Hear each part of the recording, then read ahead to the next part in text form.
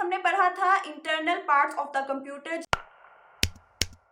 जिनको हम basic parts of the computer भी कहते हैं। तो सबसे पहले अपने नोट्स ओपन कर लें क्योंकि आज हम उन्हीं पार्ट्स को प्रैक्टिकली देखेंगे। सबसे पहले है हमारे पास मदरबोर्ड, जो कि है important component of the computer. Motherboard को हमने पढ़ा था, आपने नोट्स में भी जरूर लिखा होगा कि मदरबोर्ड जो है उसको हार्ट ऑफ द कंप्यूटर कहा जाता है, क्योंकि मदरबोर्ड बहुत से कंप्यूटर के जो कंपोनेंट्स हैं उनको भी कंट्रोल करता है। इसके अलावा बहुत से कंप्यूटर ऑपरेशंस में भी हेल्पफुल है। तो हम देखेंगे सबसे पहले ये जो ग्रीन चिप आपको नजर आ रही होगी ये है एक्चुअली मदरबोर्ड। मदरबोर्ड पे बहुत से और कंपोनेंट्स भी अटैच्ड हैं।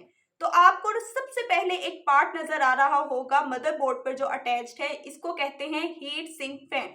यानी कि अगर मदरबोर्ड हमारा जो है वो ज्यादा काम करे और वो ओवरहीट हो जाए तो ये हीट सिंक फैन फौरन से पहले उसको कूल डाउन करता है। सेकेंडली कंपोनेंट जो आपको मदरबोर्ड का शो हो रहा होगा वो ये ब्लैक चिप है, जो कि इंटरनल जीपीयू है। यानी कि ये आपके ग्राफिक्स वगैरह को कंट्रोल करने में हेल्प करता है। इस ब्लैक चिप के अलावा जो कि इंटरनल जीपीयू है, बहुत सी आपको ब्लैक चिप्स जो है मदरबोर्ड पर शो हो रही होंगी।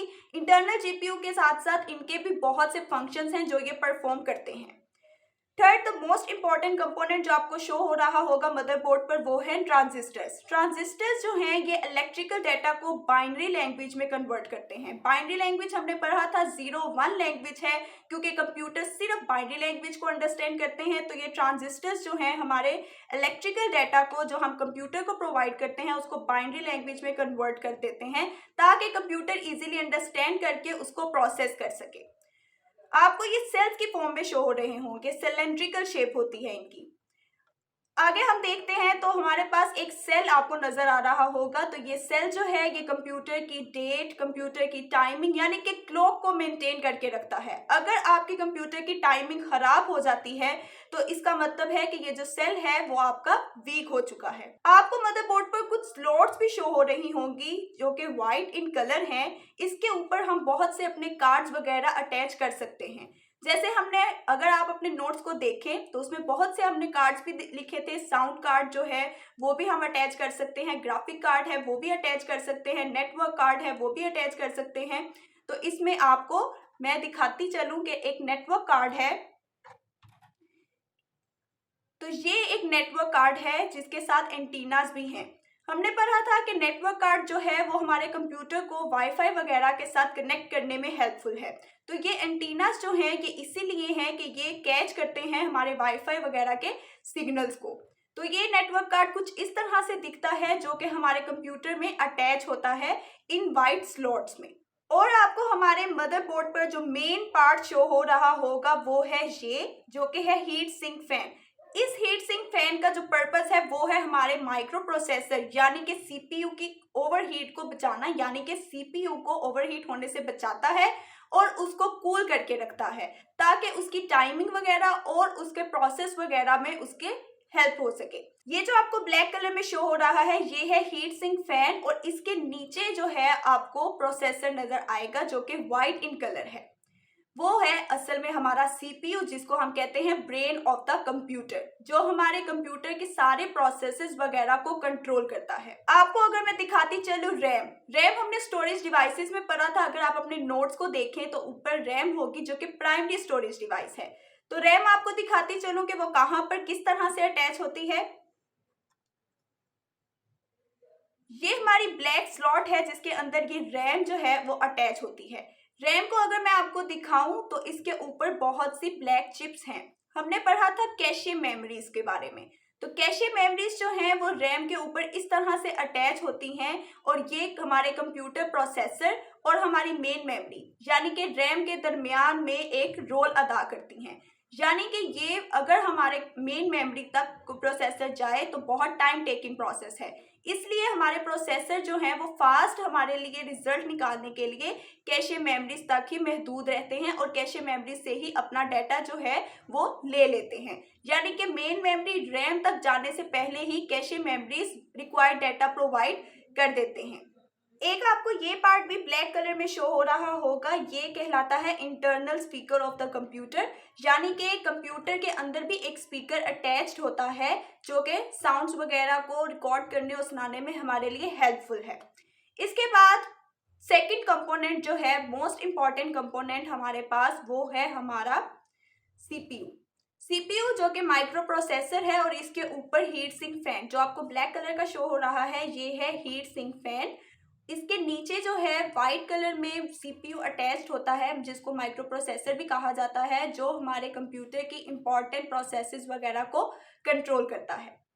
इसके बाद थर्ड कंपोनेंट जो आपको नजर आ रहा होगा वो है डीवीडी रोम। ये डीवीडी रोम है, अगर मैं आपको इसको निकाल कर दिखाऊं तो ये कुछ ऐसे नजर आएगी। ये है डीवीडी रोम। ये एक बटन है जिसको आप जैसे ही क्लिक करेंगे तो ये डीवीडी रोम जो है ओपन हो जाएगी। इसके अंदर आप अपनी डीवीडी डालकर मूवीज वगैरह जो है वो देख सकते हैं। यानी कि हमारी डीवीडी जो है वो भी एक स्टोरेज डिवाइस है, जिसके अंदर मूवीज वगैरह या हमारी विंडोज या डाटा वगैरह जो है वो स्टोर करते हैं हम, और इसी तरह इस बटन को क्लिक करके ओपन करते हैं, डीवीडीज को अंदर अटैच करके अपने डाटाज वगैरह को यूज करते हैं।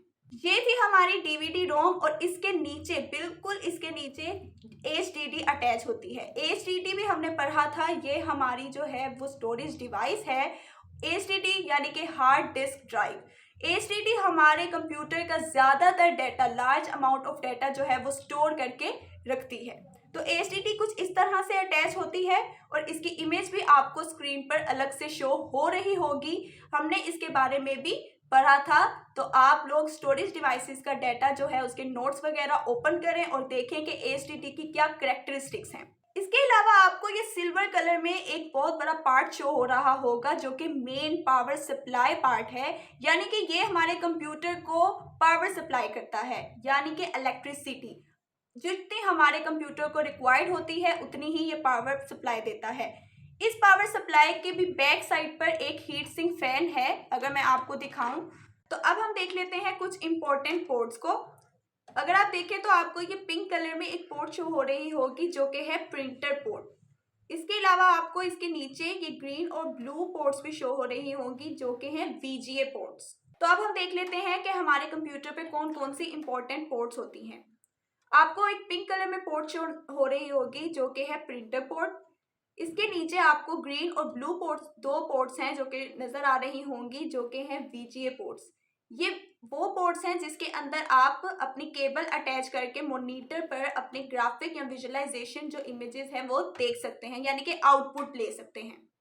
इसके बाद आपको ये पोर्ट्स नजर आ रही होंगी, जो कि हैं USB पोर्ट्स। इसमें आप अपने USBs वगैरह अटैच कर सकते हैं, जिसके बारे में हमने पढ़ा था, जो कि हमारी स्टोरेज डिवाइसेस हैं। आपको ये एक डिफरेंट किस्म की पोर्ट नजर आ रही होगी, जो कि है इंटरनेट पोर्ट, यानी कि इंटरनेट केबल जो है हम इसमें अटैच करके नेट वगैरह ले सकते हैं।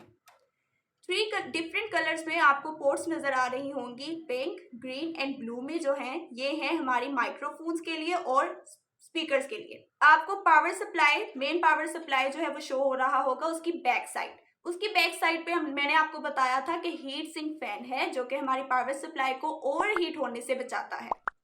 इसके साथ आपको ये एक डिफरेंट सा पोर्ट नजर आ रहा होगा, जो कि हमारी पावर सप्लाई केबल के लिए है। यानी कि जब हम इसमें अपनी पावर सप्लाई केबल अटैच करते हैं तो हमारा कंप्यूटर जो है वो ऑन हो जाता है। तो ये थी हमारी इंपॉर्टेंट पोर्ट्स जो कि हमारे कंप्यूटर पर अटैच होती हैं। 0304 1115786 done kash.com